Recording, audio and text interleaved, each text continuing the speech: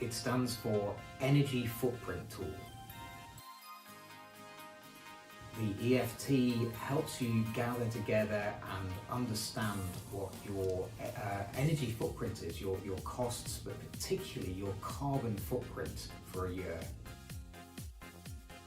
If we're aiming to reduce our carbon emissions, we need to know what our starting point is, and the EFT provides an ideal way of monitoring this over the years, but it's also really good at helping us to understand where our energy is going, where we can cut costs as well. It generally takes about an hour to fill it in, although if you've done it before, you'll find it's quicker the second or third time.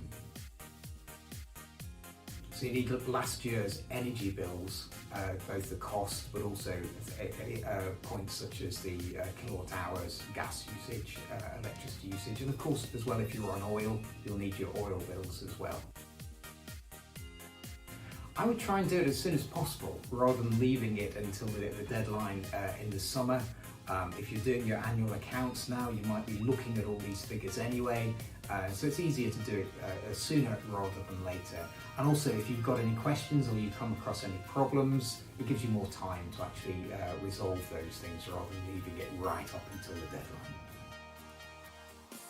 I think for a parish, I'd make sure you've got somebody who's actually assigned to fill it in. It doesn't have to be the incumbent, maybe the treasurer who's got the bills to hand anyway, or a church warden, but just make sure there's one person who's responsible for doing it.